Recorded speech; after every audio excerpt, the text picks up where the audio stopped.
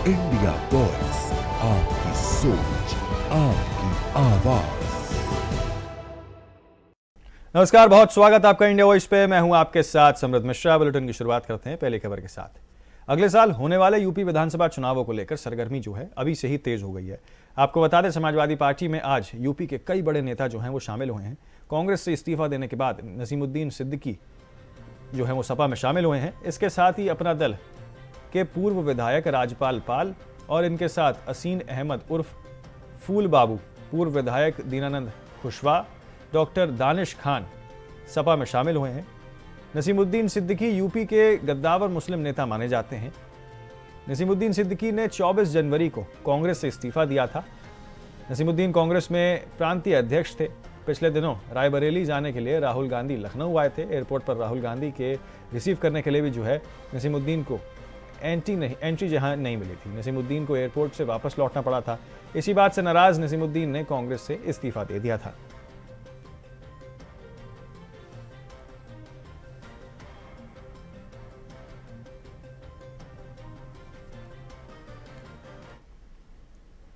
तो मेरठ के लोहियानगर थाना क्षेत्र में दूधियों को गोली मारने की चर्चित घटना का पुलिस ने खुलासा यहां पर किया।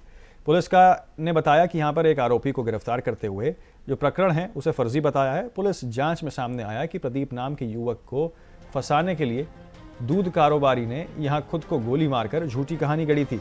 मामले में पुलिस ने युवक को गिरफ्तार कर लिया है। दरअसल शुक्रवार को दूध कारोबारी दीपक को अज्ञात ने गोली मार दी थी। इसकी सूचना मिलने पर दीपक के पिता मौके पर पहुंचे थे और उसे गढ़ रोड के आनंद हॉस्पिटल में भर्ती करा दिया गया था, जहां उसका इलाज चल रहा था। वहीं पुलिस ने इसे गोलीकांड की घटना को खुलासा करते हुए मेडिकल थाना क्षेत्र स्थित जागृति विहार के रहने वाले दूध कारोबारी के दीपक के दोस्त हर्ष को गिरफ्तार किया है। जांच में यह खुलासा हुआ है कि कुछ दिन पहले दीपक का मायापुरी के रहने वाले प्रदीप से विवाद हुआ था। प्रदीप को झूठे मुकदमे में फंसाने के लिए दीपक ने दोस्त हर्ष के साथ यहां पर मिलकर साजिश रची और प्रदीप को फंसाने के लिए यहां पर दीपक ने फायरिंग की झूठी वारदात को अंजाम दिया।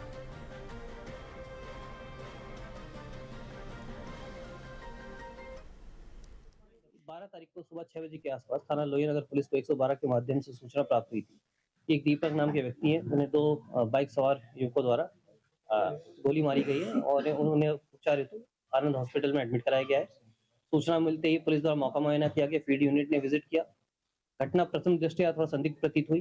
उसके बाद हम लोगों ने जब दीपक से विस्तृत रूप से पूछताछ की तो उसने बताया कि जो वेपन गाड़ी के नीचे छुपा रखा, उसने खुद से ही ये गोली चलाई थी। जो इसका साथी था हर्ष, उसे भी पुलिस द्वारा गिरफ्तार किया गया है। हर्ष ने बताया कि इन दोनों ने ही प्लानिंग की थी और प्रदीप को फंसाने के लिए प्लानिंग की गई थी। इनका पूर्व में ही विवाद चल रहा था प्रदीप से। दीपक का विवाद था, उसको लेके पूरा घटनाक्रम को अंजाम दिया गया था। जो पिस्टल है वो मेडिकल थाने में कुछ दिन पहले घटना हुई थी जिसमें गोली चलाई गई थी, फायरिंग की घटना हुई थी। हर्ष ये अभय बढ़ाना नाम के व्यक्ति द्वारा उसने ये पिस्टल हर्ष को दी थी, जिसके बाद हर्ष ने ये पिस्टल दीपक को दी थी। इसमें जो हर्ष है उसके पास से में एक तमंचा बरामद हुआ है। जो दोनों ही अभियुक्त गिरफ्तार किए गए हैं। जो दीपक है वो भी पुलिस अभिरक्षा में हॉस्पिटल में एडमिट है, उसका उपचार चल रहा है। और जो हर्ष है उसे पुलिस द्वारा गिरफ्तार कर लिया गया है तथा इसे आज माननीय न्यायालय के सामने पेश कर आवश्यक विधि कार्रवाई की जा रही है। तो कानपुर में महाशिवरात्रि के दिन आस्था का जन सैलाब जो है वो उमड़ रहा है। आपको बता दें कि आनंदेश्वर मंदिर में हर हर महादेव के जयकाश और जयकारे से भक्तों ने यहाँ पर जलाभिषेक कर सुख समृद्धि की कामना की है। मान्यता है कि इस प्राचीन दरबार में सच्चे मन से मांगी गई हर मुराद पूरी होती है।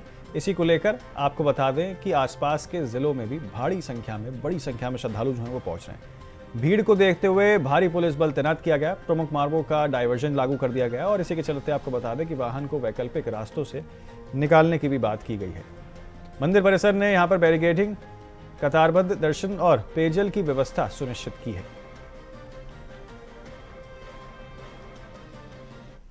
हर तरफ से पुलिस चौकन्ना है और हर तरफ से पूरी सिक्योरिटी है।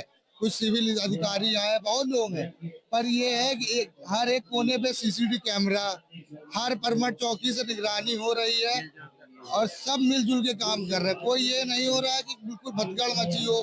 बाबा नंदेश्वर की कृपा सब पे बनी रहे। जय बाबा नंदेश्वर। ये आज महाशिवरात्रि का पावन पर्व है, जिस पर आनंदेश्वर मंदिर पे लाखों की संख्या में श्रद्धालु जन आते हैं उसको ध्यान में रखते हुए पर्याप्त पुलिस प्रबंध किए गए हैं। Traffic police, civil police, PAC का बल और जल पुलिस, फायर की टीम और सीएमओ की टीम हमारे पास मौजूद है। यहाँ पे मंदिर में प्रॉपर दर्शन चल रहा है, किसी प्रकार की कोई समस्या नहीं है। रात लगभग 2 बजे से कपाट खुले हैं, तब से निरंतर भक्तजन दर्शन कर रहे हैं, आ रहे हैं, जा रहे हैं। मेरठ के इंचौली थाना क्षेत्र के कस्बा लावड़ में शनिवार को एक दिल दहलाने वाली घटना जो है सामने आई है, जहां पारिवारिक कहासुनी के चलते छोटे भाई ने अपने बड़े भाई को चाकू से गला रेतकर निर्मम हत्या कर दी। पुलिस ने हत्यारे छोटे भाई को गिरफ्तार कर लिया है। जानकारी के अनुसार शनिवार दोपहर करीब 3 बजे लावड़ में यहां पर जॉनी और उसके छोटे भाई अरुण के बीच किसी घरेलू बात को लेकर कहासुनी हो गई थी। देखते ही देखते बात इतनी बढ़ गई कि छोटे भाई अरुण ने आवेश में आकर यहां पर बड़े भाई जॉनी की गर्दन पर चाकू से वार कर दिया, जिसे आनन फानन में अस्पताल में भर्ती कराया गया, जहां डॉक्टर्स ने उसे मृत घोषित कर दिया है। मामले में पुलिस ने आरोपी भाई को गिरफ्तार कर लिया है।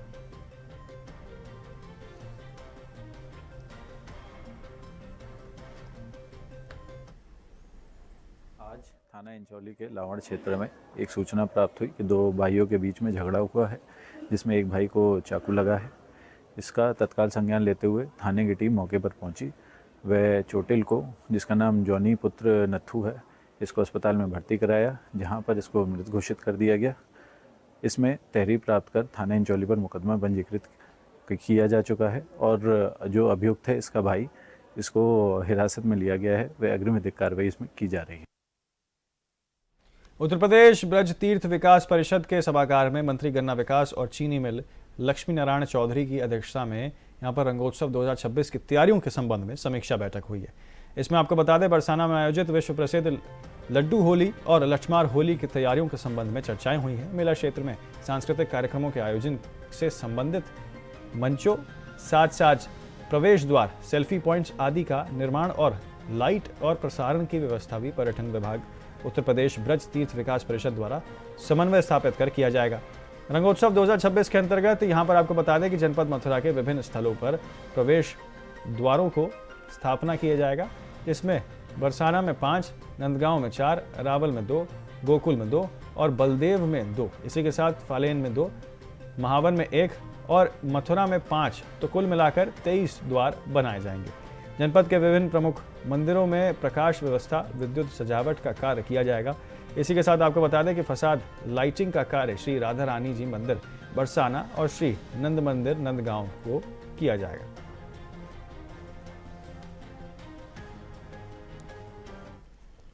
भूमि का रंगोत्सव, जिसमें मुख्य रूप से बरसाना और नंदगांव, दाऊ जी का औरंगा, गोकुल का औरंगा, श्री कृष्ण जन्म स्थान की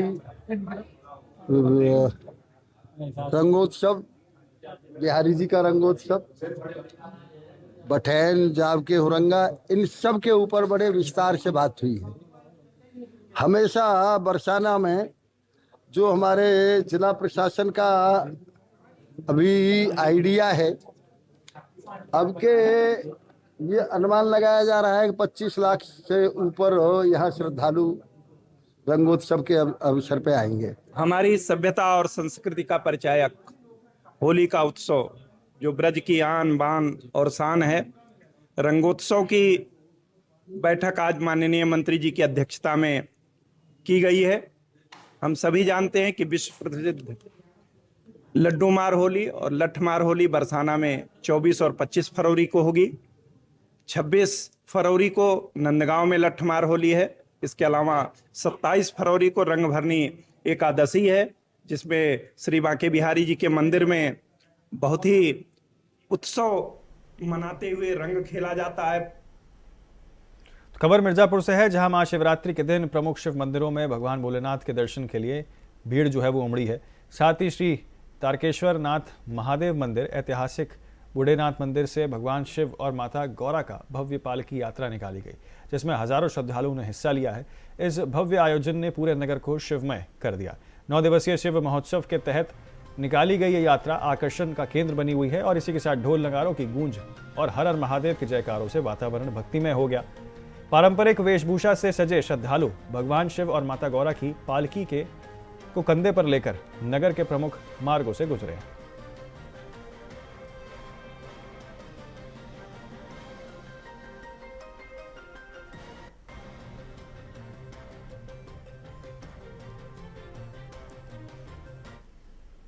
महाशिवरात्रि के महापर्व पे हम जो है व्रत है पूजन करने आए हैं, जो कि आप देख सकते हैं यहाँ पे भीड़ बहुत है, लेकिन दर्शन किए बहुत अच्छे से हो गया है। भगवान शिव सबकी मनोकामना पूरी करे, हमारी भी करे और सबकी करे, सारी जनता की करे। सबके लिए बड़े हर्ष का विषय है और जो सनातन धर्मावलंबी है इनके लिए ये बड़ा महत्वपूर्ण पर्व है, क्योंकि आज के दिन ही हमारे भोले बाबा ने जो है वो उनका विवाह हुआ था और हम सभी लोगों के लिए आराध्य देव हैं और हम जो है अपने देव की आज आराधना कर रहे हैं, पूजा कर रहे हैं, अर्चन कर रहे हैं। तो वृंदावन के कोतवाली इलाके में श्रद्धालुओं के साथ मारपीट की एक सनसनीखेज घटना सामने आई है।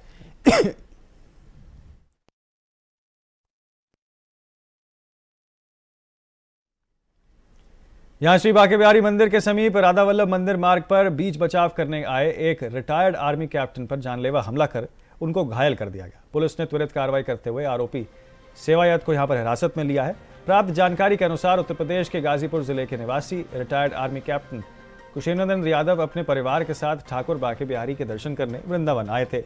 राधा वल्लभ मंदिर के समीप जुगल घाट आने वाले रास्ते पर दो पक्षों के बीच विवाद हुआ और मारपीट हो गई। मानवता के नाते जब कुशेन्द्र यादव ने यहां पर झगड़ा शांत कराने के लिए बीच बचाव करने का प्रयास किया तो एक पक्ष उग्र हो उठा। आरोप है कि श्री बांके बिहारी मंदिर के सेवायत मनोज गोस्वामी ने आप देखा ना ताप देखा और डंडे से रिटायर्ड कैप्टन पर हमला कर दिया। हमले में यहां पर जो है उनके सर फट गया और वो लहूलुहान हो गए। मौके पर मौजूद लोगों ने इस घटना से हड़कंप मच गया। घटना का वीडियो जो है वो सोशल मीडिया पर काफी तेजी से वायरल हो रहा है। पुलिस ने मुख्य आरोपी मनोज गोस्वामी को हिरासत में ले लिया है और उनसे मामले की कानूनी जांच भी शुरू कर दी है।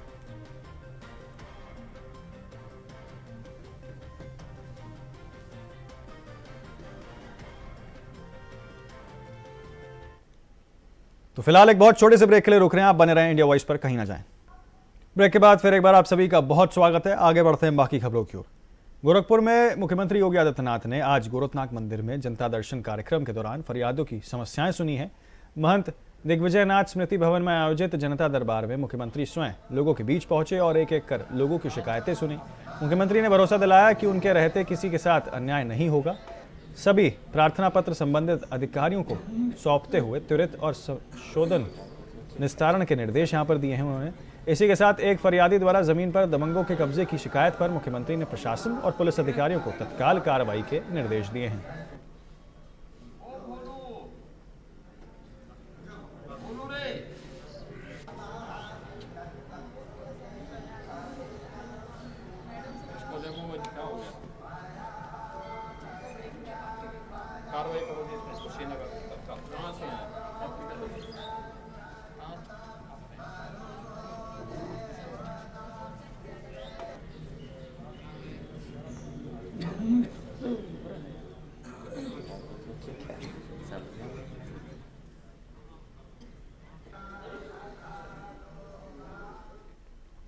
तो लोक निर्माण विभाग ने ठेकेदारों को चेतावनी दी है कि यदि कोई टेंडर विभागीय दरों से 10% या उससे अधिक कम दर पर डलेगा तो उस पर जुर्माना लगाया जाएगा। इसके अलावा 15% से कम दर पर डाले गए टेंडरों की गुणवत्ता की विशेष जांच की जाएगी और अगर काम में खामियां पाई गई तो ठेकेदारों को 2 साल के लिए डीबार कर दिया जाएगा। प्रमुख अभियंता विकास अशोक कुमार द्विवेदी ने इस संबंध में आदेश जारी करते हुए कहा कि पिछले कई वर्षों से टेंडरों की दरों में जो है भागीदारी दरों में अधिक या अवैवाहिक काम पर जो है दर पर बिलो जो है वो की जा रहे थे। गुणवत्ता की जांच में ये पाया गया है कि कम दर वाले कामों में खामियां काफ़ी थीं और निर्धारित समय से कार्य पूरे नहीं हो रहे थे।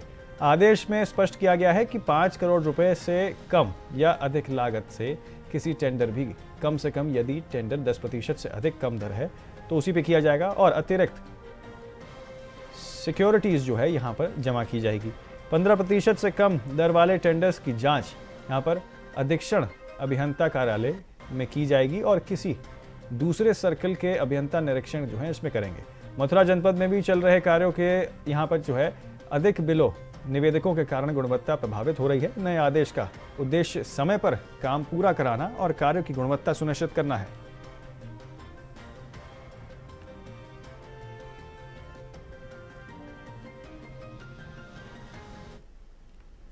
खबर लखनऊ से है, जहां उत्तर प्रदेश के गद्दावर नेता पूर्व मंत्री नसीमुद्दीन सिद्दीकी ने आज सपा जो है वो ज्वाइन कर ली है।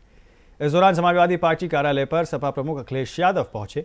इस मौके पर सपा पार्टी कार्यकर्ताओं का सैकड़ों का जो है समर्थकों यहां जुटे हुए। वहीं ज्वाइनिंग के बाद अखिलेश यादव प्रेस को संबोधित भी उनके द्वारा किया गया।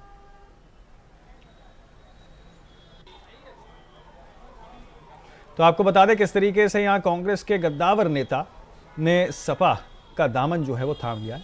नसीमुद्दीन सिद्दीकी ने यहाँ पर सपा जो है वो शामिल की है। सपा प्रमुख अखिलेश यादव के नेतृत्व में जो है उनके साथ कई और तमाम नेताओं ने भी यहाँ पर जो है सपा का दामन थामा है, सपा का हाथ उन्होंने जो है थामा है। तो पीडीए जिंदाबाद के नारों के बीच यहाँ पर जो है सैकड़ों कार्यकर्ता जो है उनके समर्थन में पहुंचे। और आपको बता दें कि नसीमुद्दीन सिद्दीकी मुस्लिम नेताओं के एक काफ़ी गद्दावर और वरिष्ठ नेता माने जाते हैं उत्तर प्रदेश में।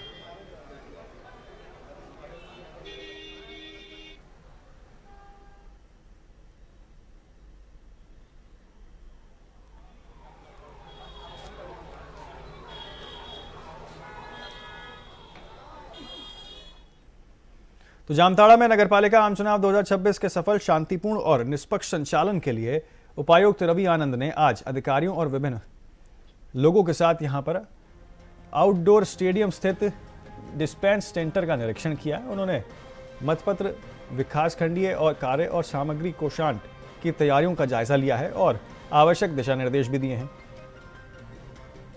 आपको बता दें कि उपायुक्त ने यहां पर पोलिंग पार्टियों के लिए डिस्पैच सेंटर की व्यवस्थाओं की समीक्षा की है और सभी व्यवस्थाओं की अलिबम दुरुस्त करने के लिए भी यहाँ पर जो है निर्देश दिए गए हैं, जारी किए गए हैं।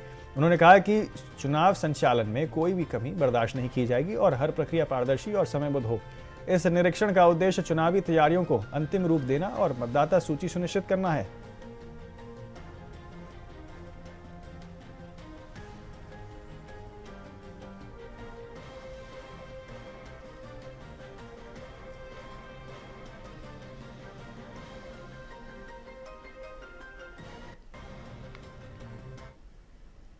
तो संसद में बजट सत्र के दौरान हर दिन पक्ष विपक्ष आमने सामने दिख रहे हैं। कुछ दिन पूर्व झारखंड के गोड्डा से सांसद निशिकांत दुबे ने गांधी परिवार पर कई टिप्पणियां जो हैं वो दी थी, जिसमें उन्होंने कहा था कि गांधी परिवार के कारनामे की एक लाइब्रेरी बनाई जा सकती है। दुबे के इस बयान पर झारखंड की सियासी हलचल तेज हो गई है। आपको बता दें कि कांग्रेस की ओर से तीखी प्रतिक्रियाएं व्यक्त की गई हैं। झारखंड की मंत्री शिल्पी नेहा तिर्की ने यहाँ पर कहा है कि हर दिन नहीं बल्कि यहाँ पर एप्स्टिन फाइल की भी लाइब्रेरी बनानी जानी चाहिए। वहीं बीजेपी के नेता मनोज साहू ने बताया कि उनके सांसद बिना तथ्यों के कोई बात नहीं करते हैं। कांग्रेस के बारे में हर कोई जानता है।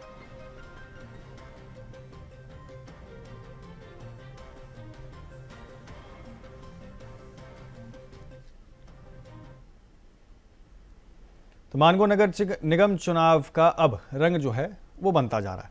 40 वर्षों से पार्टी की सेवा करने वाले राजकुमार श्रीवास्तव को बीजेपी का नोटिस जारी कर दिया गया है। मेयर प्रत्याशी कुमकुम श्रीवास्तव के पति राजकुमार श्रीवास्तव को बीजेपी पार्टी ने नोटिस के बाद राजकुमार ने यहाँ पर प्रत्याशी पत्नी को चुन पार्टी का साथ छोड़ दिया है।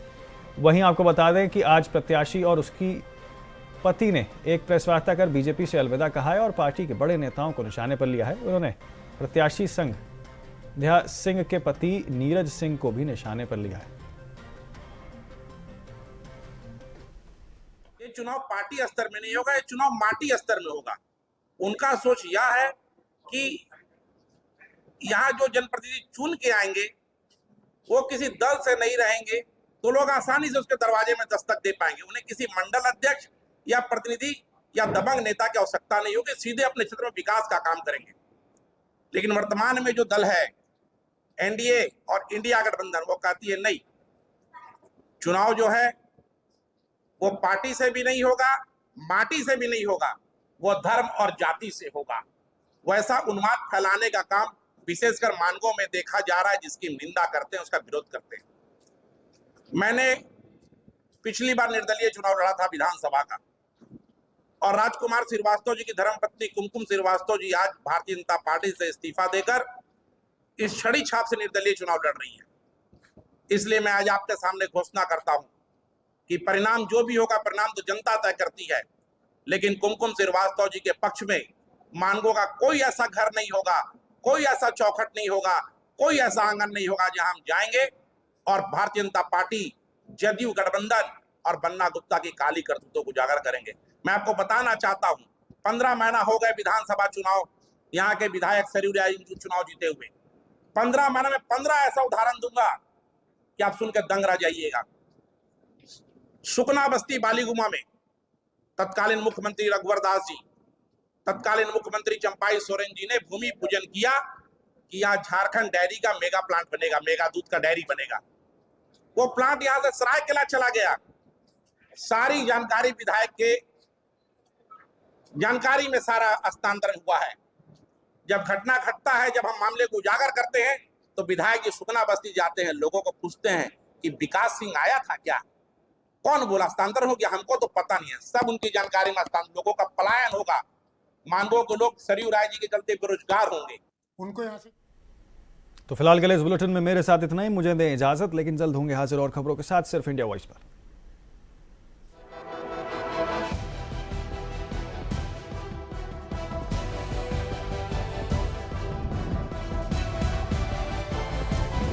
इंडिया वॉइस, आपकी सोच, आपकी आवाज।